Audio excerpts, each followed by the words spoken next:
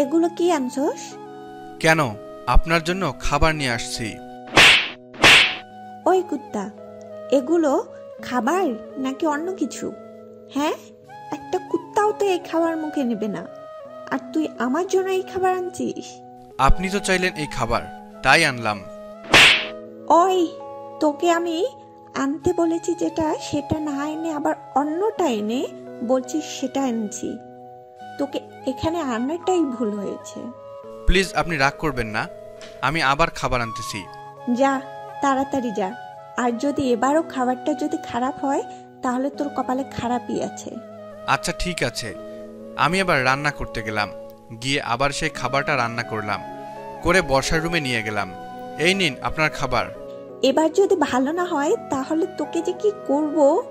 আচ্ছা করবেন নি, আগে খেয়ে তো দেখেন। কয়েক লুকমা খাবার মুখে নিল, নিয়েই ওয়াক, থু থু থু। প্লেটটা আছাড় মারল। যেটা পারিস না সেটা কেন করিস? আর আমাকে কি মারতে চাস নাকি, ছোট লোকের বাচ্চা? আয় আমার সাথে। কুত্তা বলে কলার ধরে রুমের বাইরে নিয়ে আসলো, আর আমাকে দরজা থেকে ধাক্কা মারলো। হুট করে আমার ধাক্কাটা মারেন, ঠিক থাকতে পারলাম না। সোজা গিয়ে 2 তলা সিঁড়ির উপর গিয়ে পড়লাম, আর সিঁড়ি থেকে পড়তে পড়তে নিচে পড়ে গেলাম। আমার নাক মুখ দিয়ে রক্ত পড়তেছে, অনেক জায়গায় ছুলে গেছে, শরীরে অনেক ব্যথা। আবার আমার কাছে আসলো, আর কালকে জানি ঠিক ঠিক টাইমে চলে আসিস, আর যদি একটু দেরি হয় তাহলে তোর খবর আছে। এই নে টাকা, ছোট লোক। কাজ তো ভালো মতো পারিস না, শুধু টাকাটা নিস। আমি সেখানে বসে টাকাটা তুলতে লাগলাম। আমার এখন অনেক টাকার প্রয়োজন, তাই তো টাকাগুলো তুলে নিলাম আর উঠে দাঁড়ালাম। হাঁটতে পারতেছি না, পায়ে অনেকটা ব্যথা পেয়েছি, তাও ধীরে ধীরে হাঁটতে লাগলাম আর বাড়ির দিকে আসতে লাগলাম। চলুন এবার আমার পরিচয়টা আপনাদের দিয়েই ফেলি। আমি জনি, আমার মা ছাড়া পৃথিবীতে আর কেউ নেই। কিন্তু মা এখন হাসপাতালে ভর্তি আছে। আমার মায়ের বড় ধরনের একটা রোগ হয়েছে, যার জন্য মা হাসপাতালে, মৃত্যুর সাথে পাঞ্জা লড়ছে। আমি আমার মাকে অনেক ভালোবাসি, কেননা মা ছাড়া আমার এই দুনিয়াতে আর কেউই নাই। আমি আমার মায়ের জন্য সব করতে পারি, আর আমার মাকে বাঁচানোর জন্য অনেক টাকা প্রয়োজন। আর আমাকে যে মেয়েটা এত কিছু করলো সে হলো বর্ষা, বড়লোক বাবার একমাত্র মেয়ে। আর তার একটা ভাই আছে, সে বিদেশে থাকে, আর বর্ষা তিনি বাড়িতে থাকেন। আমার টাকার প্রয়োজন ছিল। যখন আমার মা অসুস্থ হয় তখন আমি মাকে হাসপাতালে নিয়ে যাই। তখন ডাক্তার বলে যে আপনার মাকে অপারেশন করা লাগবে, আর সেই অপারেশনের জন্য 10 লাখ টাকা লাগবে। আমি তো ডাক্তারের কথা শুনে মাথায় হাত দিয়ে বসে পড়লাম।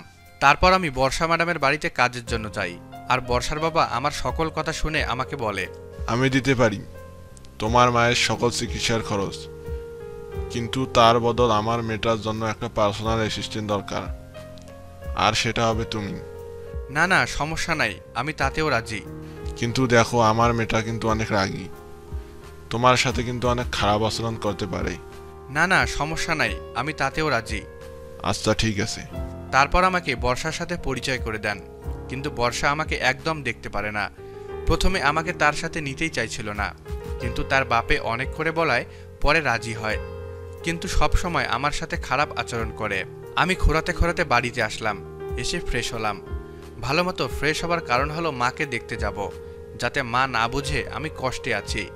তারপর আমি মার কাছে যাই, হাসপাতালে গিয়ে মার কেবিনে যাই।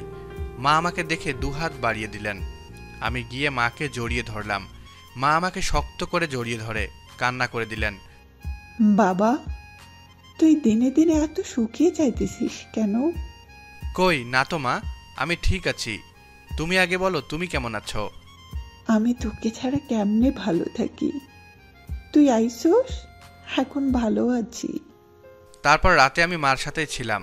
সকালে উঠে দেখি টাইম বেশি নাই, তাই তাড়াতাড়ি হাসপাতাল থেকে বাড়িতে চলে আসলাম। এসে রেডি হতে লাগলাম। আজকে বর্ষা ম্যাডাম তাড়াতাড়ি যেতে বলেছে, আর আজকেই দেরি হলো না জানি কি করে আমার সাথে। তারপর রেডি হয়ে তাড়াতাড়ি গেলাম, 20 মিনিট লেট। গিয়ে যখন ম্যাডামের রুমে যাই তখন দেখি বর্ষা ম্যাডাম রাগে ফায়ার। আমি কাছে যেতেই, ওই ছোট লোক, তোকে না আজকে তাড়াতাড়ি আসতে বলছিলাম, তাহলে আজকে কেন দেরি করলি? সরি ম্যাডাম, মাফ করবেন, আজ একটু দেরি হয়ে গেল। আমার কাছে অজুহাত দেখাবি না, আমি অজুহাত শুনতে চাই না। আমায় ক্ষমা করেন, আর হবে না। আর যদি হয় না, তাহলে তোর কপালে খারাপই আছে। আচ্ছা চলুন তাহলে এখন। চল। তারপর গিয়ে আমি গাড়ি স্টার্ট করলাম। ম্যাডাম গিয়ে গাড়িতে বসলেন। আমরা এখন কোথায় যাইতেছি ম্যাডাম? তোকে কি আমার সেটার কৈফিয়ত দেওয়া লাগবে? আমি যেই দিকে যাইতে বলবো সেই দিকে যাবি। আচ্ছা ম্যাডাম। তারপর ম্যাডামের কথা মতো গেলাম। দেখি বিশাল একটা বাড়ির সামনে ম্যাডাম গাড়ি থামাতে বললেন। আমি গাড়ি সেখানে থামালাম। তারপর ম্যাডাম নেমে ভিতরে চলে গেল। আমি গাড়ির কাছে বসে আছি। কিছুক্ষণ পর, আমার সাথে ভিতরে আয়। আচ্ছা। তারপর ম্যাডামের সাথে ভিতরে গেলাম। গিয়ে তো অবাক, কি সুন্দর একটা বাসা। ভিতরটা দেখতে এতটাই সুন্দর, তাই চারিদিক দেখতে লাগলাম। এদিক ওদিক কি দেখিস? চল আমার সাথে। আচ্ছা। তারপর দেখি কয়েকটা মেয়ে বসে আছে। সেখানে বর্ষা ম্যাডাম গেল আর গিয়ে বলল, এই শোন, জি বলেন। ওইখান থেকে আমাদের জন্য কফি নিয়ে আয়, যা। ওকে, নিয়ে আসতেছি।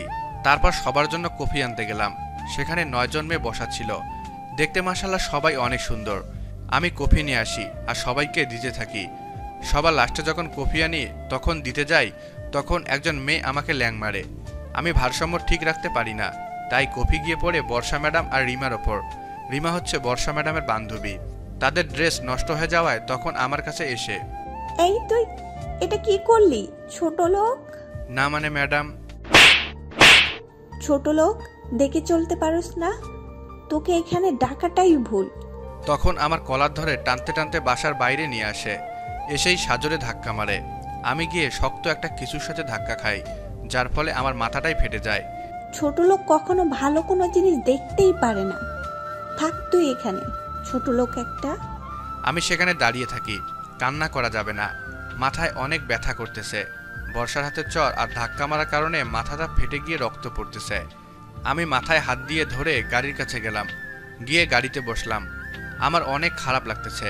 আমি জানি না বর্ষা ম্যাডাম কেন আমার সাথে এরকমটা করে। সবচেয়ে খারাপ লাগলো যখন বাসার অনেক মানুষের সামনে আমার কলার ধরে নিয়ে আসলো। আমি জানি না বর্ষা ম্যাডাম আমার সাথে কেন এরকম করেন। বসে আছি গাড়ির ভিতর, মাথা দিয়ে অনবরত রক্ত পড়তেছে। গাড়ির ভিতর টিস্যু প্যাক ছিল, সেটা দিয়ে মাথাটা মুছে ফেলে দিলাম। 3 ঘন্টা পর বর্ষা ম্যাডাম আসলেন। আমি ম্যাডামের দিকে ভালো মতো তাকিয়ে দেখি ম্যাম অন্য একটা ড্রেস পরেছে। আমাকে ল্যাং মেরে ফেলে দেয়। তখন আমি যে বর্ষা তার বান্ধবীর ওপর কপি ফেলি, তাই তারা আরেকটা ড্রেস পরেছে। বর্ষা ম্যাডাম দেখতে অনেক সুন্দর, তামিল নায়িকার মতন।